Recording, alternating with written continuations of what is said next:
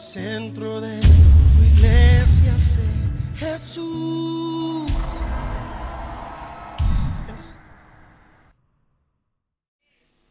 ¿Cuánto necesitan que Dios les hable en esta noche? 2 Corintios 5:20. Escucha. Así que somos embajadores en nombre de Cristo, como si Dios rogase por medio de nosotros. Os rogamos en nombre de Cristo, reconciliaos con Dios.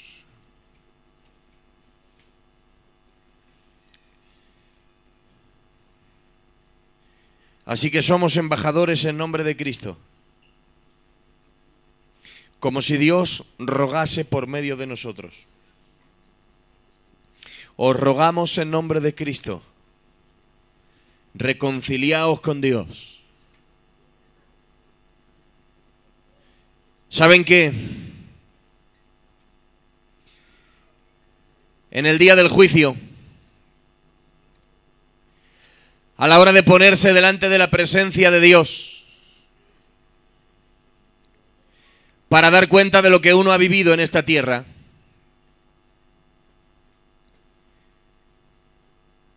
hay algo que te pondrá en una responsabilidad con Dios, y es el haber oído la verdad.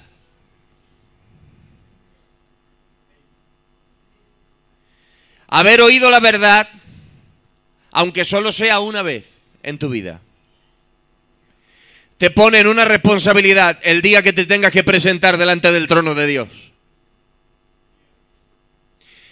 Y con que una sola vez en la vida de alguien, con que una sola vez alguien haya parado a alguien por la calle y le haya dicho: oiga, ¿sabe usted que Cristo le ama, murió por sus pecados y quiere salvarle?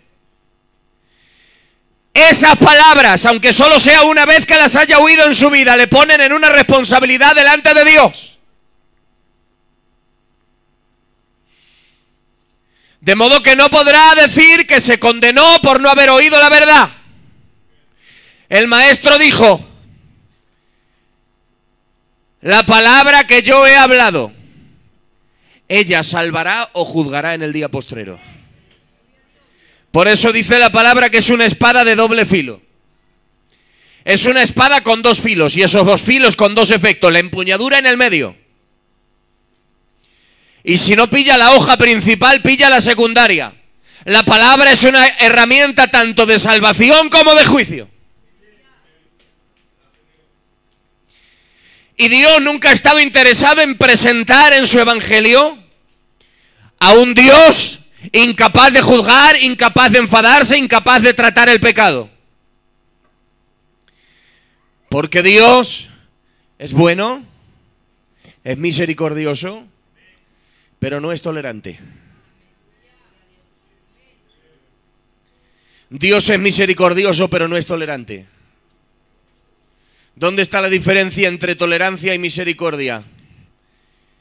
Un padre tolerante es el que ve a sus hijos venir a la hora que quieren y no les dice nada. Es el que ve a sus hijos con compañías que les destruyen y actúa como si no pasara nada. Es el que ve a su hijo arruinar su vida y no hace nada. Eso es un padre tolerante. Su tolerancia termina destruyendo la vida de su hijo. Y pregunto, ¿ama más un padre a su hijo por ser tolerante? Pero ¿qué es un padre misericordioso?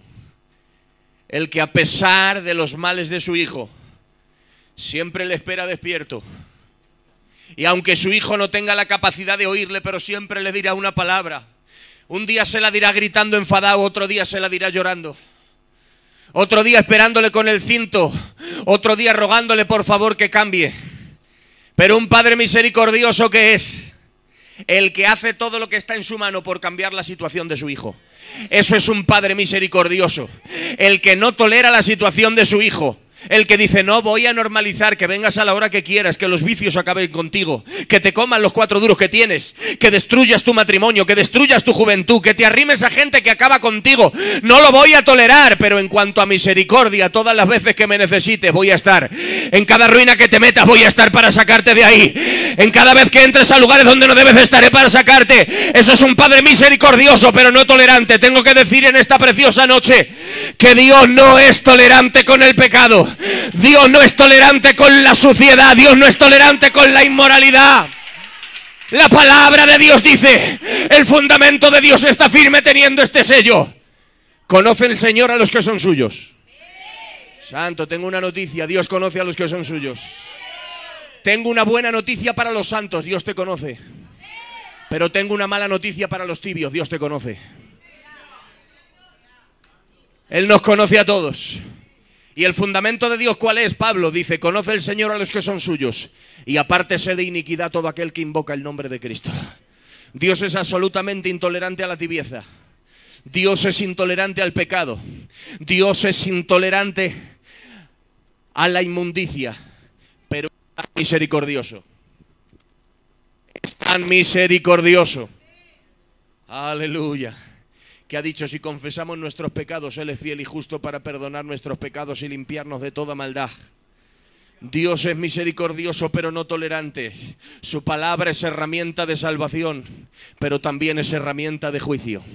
La palabra que uno no reciba para ser salvo, mañana la recibirá para ser condenado, porque es su santa y divina la palabra, la que puede salvar y la que puede juzgar. Esto es una realidad seria. Dios tiene el suficiente amor para salvar a todos los que se arrepienten. Y tiene la suficiente justicia. Y tiene la suficiente firmeza para juzgar a todo aquel que no se arrepiente. Por eso dice el apóstol Pablo, somos embajadores en nombre de Cristo. Traemos una palabra del cielo, ¿cuál es? Reconciliaos con Dios. Reconciliaos con Dios. Reconciliaos con Dios. Es el mensaje que trae Pablo como embajador. Está diciendo, vengo de parte de Dios con una palabra, y es que el que tiene que reconciliarse se reconcilie, haga las paces con Dios.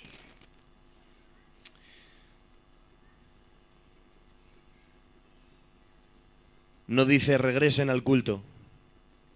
Dice reconcíliense con Dios. No dice bajen a las reuniones, que es bueno. Dice reconcíliense con Dios.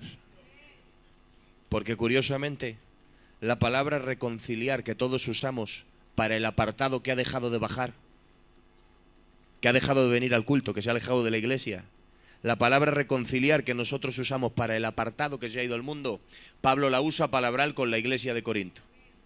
Utiliza la palabra reconciliación para hablar con una iglesia y le dice a la iglesia, reconciliaos con Dios. ¿Cómo es posible? Reconciliaos con Dios.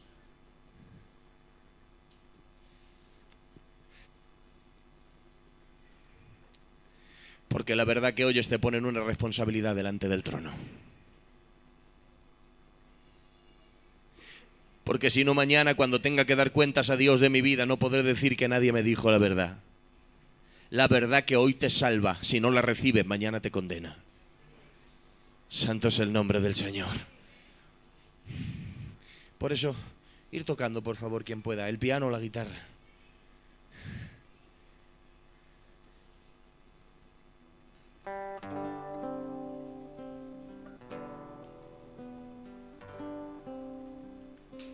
¿Cómo saber si tengo que reconciliarme con Dios? ¿Cuántos quieren saberlo? Digan para Dios amén.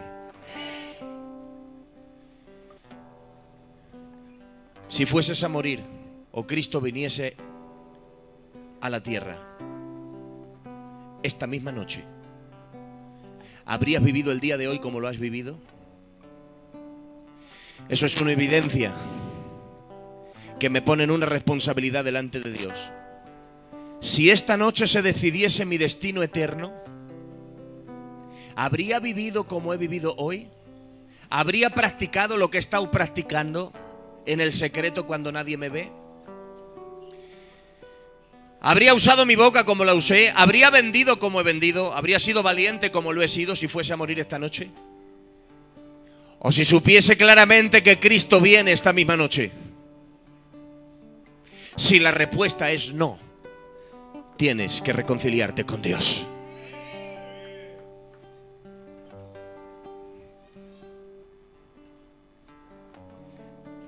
Le habla Pablo a gente que se congrega y le dice reconcíliense con Dios. Le habla Pablo a gente que echa la ofrenda y le dice reconcíliense con Dios. Le habla Pablo el apóstol a gente que tiene cargos y le dice reconcíliense con Dios.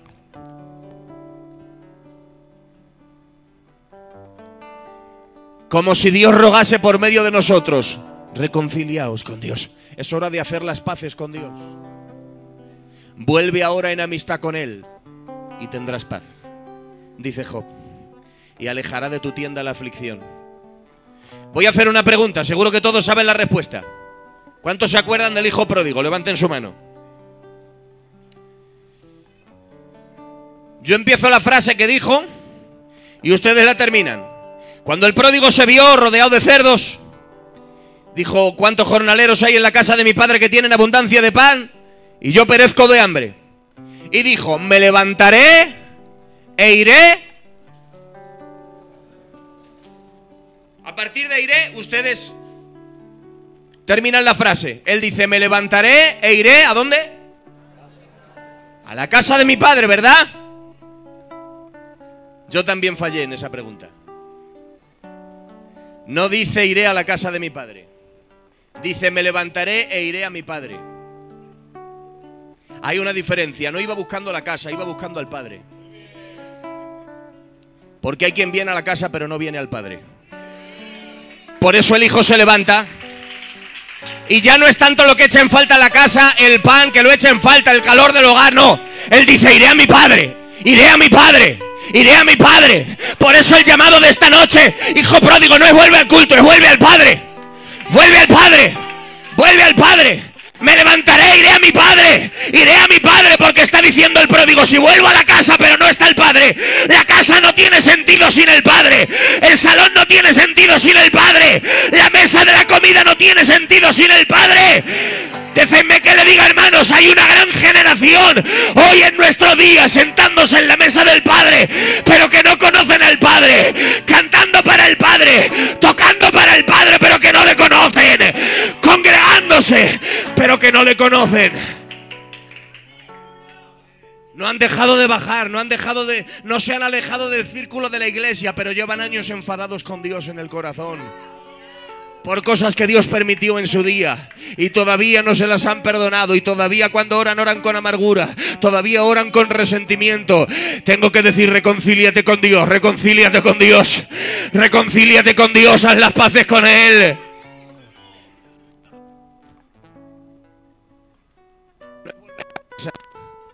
Es volver al Padre. Me levantaré e iré a mi Padre. Santo. Por eso, antes de entrar a la casa, en el camino, sin haber entrado a la casa, ya estaba con el Padre. Sin haber entrado a la casa, ya se había reconciliado con el Padre, porque el Padre salió a buscarlo.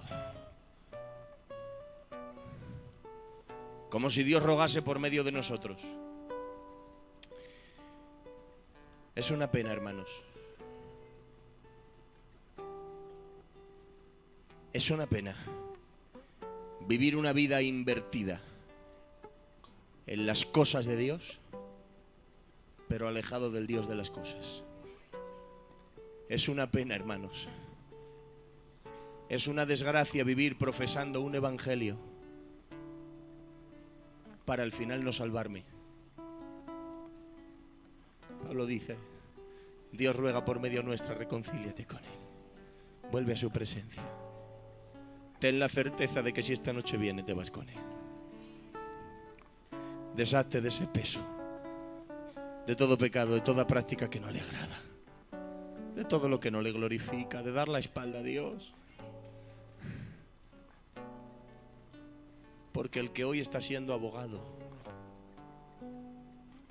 abogado para con el Padre, Jesucristo el justo. Solamente hay uno que puede ponerse delante del Padre, presentarle al pecador más sucio y más empedernido y decirle: viene conmigo. Y el Padre dice: si viene contigo, adelante, que pase. Solo hay un abogado que puede hacer eso. Solo hay una mano traspasada que puede hacer eso. Pero también tengo una noticia: el que hoy es abogado, mañana se pondrá la toga de juez. Y cuando se siente como juez, dice Juan: vi a los reyes, a los capitanes, a los poderosos de la tierra que pedían a los montes que se le cayesen encima. ¿Cómo es posible pedirle a un monte que se te caiga encima? Y les decía: sí, venir y cubrirnos y protegernos, porque ha llegado el día de la ira del Cordero. El día de la ira del Cordero. ¿Cómo es posible si el Cordero no se enfada? El Cordero es indefenso. ¿Cómo es posible si el Cordero no tiene dientes, no tiene garras, no tiene nada con lo que golpear? Hablar de Cordero es hablar de dulzura, de mansedumbre y de amor. Pues señores, el Cordero también tiene un día de la ira, donde donde volcará la ira de todos los que le han rechazado como Cordero. Entonces le tendrán que ver como león, volviendo. El Cordero rechazado se convierte en león. El abogado rechazado se convierte en juez. Y cada día, cada noche y cada vez en la que uno ha oído la verdad, esa verdad le ponen una responsabilidad delante de Dios. La palabra que yo he hablado le salvará el día postrero. Por hoy tengo una buena noticia: no es demasiado tarde. No es demasiado tarde. Hoy puedes hacer las paces con Dios de nuevo. Hoy puedes volver a su presencia. ¿Cuántos creen que esta noche es una noche de salvación? Esto puso Dios en mi corazón y esto es lo que te he compartido. Quiero pedir que cierres tus ojos, levantes tus manos al cielo, por favor.